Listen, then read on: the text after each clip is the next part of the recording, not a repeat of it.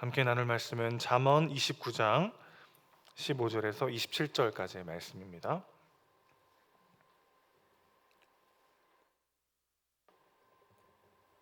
잠언 29장 15절에서 27절까지의 말씀 제가 봉독하도록 하겠습니다.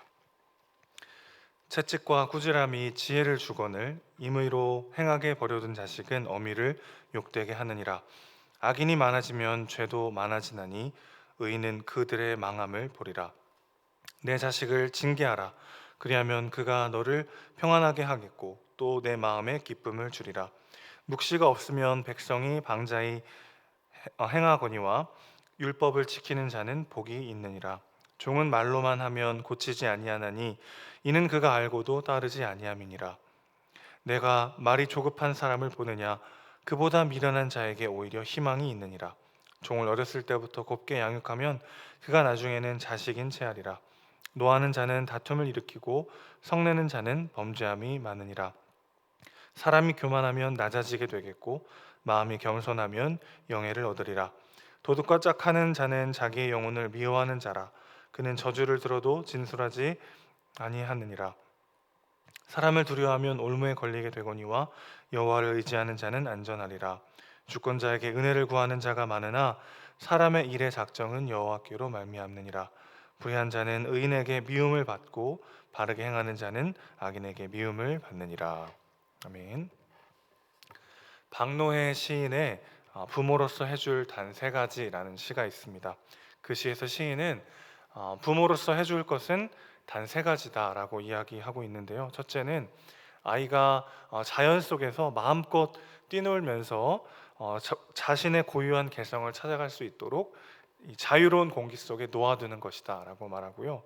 두 번째는 안 되는 것은 안 된다 라고 새겨주는 것이다 라고 이야기합니다. 마지막 세 번째는 평생 가는 좋은 습관을 물려주는 일이다 라고 이야기하는데, 여러분 공감하시나요?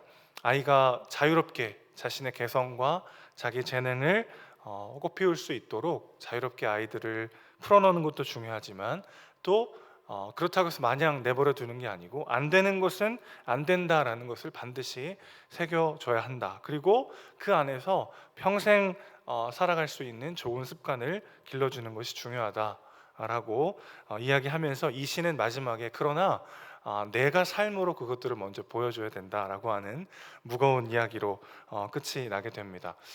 이렇게 부모가 자녀에게 주어야 할 세 가지라는 시를 보면서 오늘 본문도 이 못지않은 어떻게 보면 더 본질적인 세 가지를 이야기하고 있다라는 것을 깨달을 수 있었습니다. 첫 번째는 교훈과 책망으로 자녀를 양육해야 된다는 것이고, 두 번째는 삶을 누구와 함께 해야 하는지를 가르쳐야 한다는 메시지가 오늘 본문에 담겨 있습니다. 마지막 세 번째는 진짜 두려워해야 하는 대상이 누구인지를 알려줘야 한다라는 메시지가 담겨져 있는데요. 본문이 말하는 우리가 자녀들에게 반드시 주어야 하는 세 가지 무엇이 있을지 하나씩 살펴보도록 하겠습니다. 첫 번째입니다. 우리의 자녀에게 반드시 주어야 할 것은 무엇입니까? 교훈과 책망으로 양육해야 한다는 것입니다. 잠언은 반복적으로 자녀에게 매와 채찍을 들라고 권면합니다. 체벌에 대한 여러 논란들이 있는 현대 사회에서 이 구절은 좀 부담스럽게 느껴지기도 하는 것이 사실이죠. 그런데 이 말을 문자 그대로 해석하기보다는 안 되는 거는 안 된다라는 것을 뼛속 깊이 새겨주는 일이라고 해석할 수 있을 것 같습니다. 그러니까 일관된 기준으로 명확하게 선을 그어주는 것이죠. 15절 말씀 보시면 자녀를 방치하는 것은 결국 그 어머니를 욕되게 하는 것이다 라는 것을 이야기하면서 채찍과 꾸지람을 아이에게 해야 한다라고 강조하고 있습니다. 힘들고 지친 일상 때문에 자녀를 방치하기도 하고, 혹은 죄책감과 미안함 때문에 자녀가 하고 싶은 대로 마음껏 하도록 내버려 두기도 하는 것이 부모의 마음일 수 있는데, 그러나 오늘 17절 말씀은요 한 번 더 분명하게 이야기하고 있어요. 내 자녀를 징계하라, 자식을 훈계하라 라고 말하고 있습니다. 그것이 부모의 마음에 진짜 평안과 기쁨을 안기게 될 것이라고 말하고 있는 것이죠. 내 기분에 따라서 혹은 내 감정에 휘둘려서 하지 말고 명확하고 일관된 기준으로 훈계해야 합니다. 그것이 무엇일까요? 그 기준은 바로 하나님의 말씀입니다. 18절 말씀 보시면요, 묵시와 율법이라는 표현이 되어 있는데 예언과 율법, 즉 하나님의 말씀 전체를 가리키는 표현입니다. 명확하고 변하지 않는 기준으로 자녀를 훈계해야 하는 것이죠. 우리의 감정은 하루에도 수십 번씩 요동칠 때가 있습니다. 또 우리의 마음과 기준과 잣대는, 내가 생각하는 정의는 굉장히 많은 것들의 영향을 받기 때문에 수시로 변할 수 있죠. 그러나 하나님의 말씀은 변하지 않습니다. 그 말씀을 마음에 새기고 그 말씀의 기준으로 아이를 훈계해야 한다는 것입니다. 그래서 19절은요, 말만으로는 종을 제대로 가르칠 수 없다고 이야기합니다. 왜 그렇습니까? 말만으로는 알아들어도 따르지 않는다는 것이죠. 진짜 부모의 권위는 하나님의 말씀으로부터 나옵니다. 내 생각, 내 판단이 아니라 하나님의 말씀을 기준으로 자녀를 인도해야 하는 것이죠. 그런데 갑자기 왜 종 이야기를 꺼내고 있을까요? 고대 사회에서는 자녀가 없었을 때 집에서 기른 종을 입양해서 상속자로 세우는 경우가 종종 있었습니다. 또 갈라디아서 4장 1절을 보면요, 친아들이라 할지라도 어릴 때는 종과 다를 바가 없다라는 구절이 나옵니다. 갈라디아서 4장 1절을 제가 읽어드릴게요. 유업을 이을 자가 모든 것의 주인이나 어렸을 동안에는 종과 다름이 없어서 그 아버지가 정한 때까지 후견인과 청지기 아래에 있나니.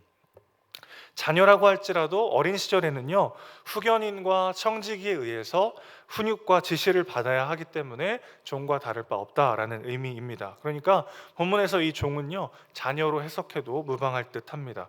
그러면 다소 난해한 20절과 21절이 자연스럽게 해석이 되는데요, 20절에서 이 말이 조급하다라는 말은 말부터 앞세우는 사람이라는 뜻입니다. 앞뒤 사정이나 어떤 적합성을 따지지 않고 자신의 욕심부터 챙기려고 하는 사람을 의미하는 것이죠. 잠언에서는 보통 이런 사람을 부당한 방법을 써서라도 돈을 빨리 벌려고 하는 사람을 가리키게 됩니다. 이런 자들보다는 차라리 미련한 자가 낫다는 것이죠. 21절과 이어지는데 21절 보시면 나중에는 자식인 채 하리라 라고 이제 번역되어 있는데, 원문상에는 사실 이런 표현이 없습니다. 원문을 직역하면 종을 어렸을 때부터 곱게만 양육하면 마지막에는 어려워진다, 이렇게 직역할 수 있어요. 그러니까 부모를 마지막에, 즉 말년에 어렵게 만드는 자라는 것이죠. 그러니까 20절과 21절 연결해서 해석해 보면 20절이 어떤 뜻이라고 말씀드렸죠? 자기 욕심부터 챙기려고 하는 말을 앞세우는 사람, 어떤 사람일까요? 즉 잠언 28장 24절에 나오는 부모가 돌아가시기도 전에 재산을 자기 유산이라고 하면서 빼앗아가는 자식을 의미한다고 볼 수 있겠습니다. 이건 부모도 비참해지는 일이고 자식도 하나님께 저주받게 되는 일이죠. 그렇기 때문에 자녀를 주의 훈계와 교훈으로 채찍질해야 한다라고 본문은 강조하고 있는 것이죠. 그것이 자녀를 살리는 일이기 때문에 그렇습니다. 두 번째입니다. 부모가 자녀에게 주어야 할 것은 무엇입니까? 삶을 누구와 함께 해야 하는지를 가르쳐 주어야 합니다. 친구를 보면 그 사람을 알 수 있다는 말 많이 들어보셨을 것입니다. 내 곁에 있는 사람이 누구인지를 보면 내가 어떤 사람인지가 보이게 되는 거죠. 오늘 본문의 처음, 중간, 끝 부분이라고 할 수 있는 16절, 24절, 27절에서는 반복적으로 우리가 악인과 사귀지 말고 의로 인해 미움받는 쪽을 선택해야 한다는 것을 강조하고 있습니다. 악인과 함께하면 범죄에 빠질 수밖에 없죠. 도둑과 짝하는 사람은 인생이 무너질 수밖에 없습니다. 그러나 의인과 함께하는 사람은 불의를 멀리하고 의를 위해 핍박받는 것을 선택하게 되어 있습니다. 그러니 내가 어떤 사람이냐를 알려면 내가 정말 함께하고 있는 사람이 누구인가를 살펴봐야 하고, 그런 사람들이 의인이요 하나님을 섬기고 따르는 사람이 되어야 한다는 것을 우리는 자녀들에게 가르쳐야 하는 것이죠. 마지막 세 번째입니다. 진짜 두려워해야 하는 대상이 누구인지를 알려주어야 합니다. 25절 보시면 사람을 두려워하면 올무에 걸리지만 주님을 의지하면 안전하다라고 되어 있습니다. 사람을 두려워하면요, 그것 자체가 나의 올무가 됩니다. 하나님보다 사람에게서 자존감과 삶의 의미를 얻으려고 하면 불안에 빠지기가 쉽죠. 26절이 언급하듯이 힘 있는 자들이나 내가 잘 보이고 싶은 자들에게 지나치게 휘둘리게 됩니다. 그들의 비위를 맞추느라 나를 잃어버리게 되죠. 또는 그 정반대로 그런 삶이 너무 힘들어서 모두로부터 나를 고립시키기도 합니다. 어느 쪽이든 올무에 빠진 상태라는 것은 동일한 것이죠. 그래서 우리는 오직 하나님 한 분만을 두려워해야 합니다. 그 두려움은 하나님을 경외하는 마음이요, 그분만을 의지하고 사랑하는 마음이라고 할 수 있겠습니다. 하나님과의 깊은 사랑의 관계만이 우리 안에 두려움을 몰아내게 되는 것이죠. 말씀을 정리합니다. 하나님의 말씀을 기준으로 바르게 자녀를 훈육해야 합니다.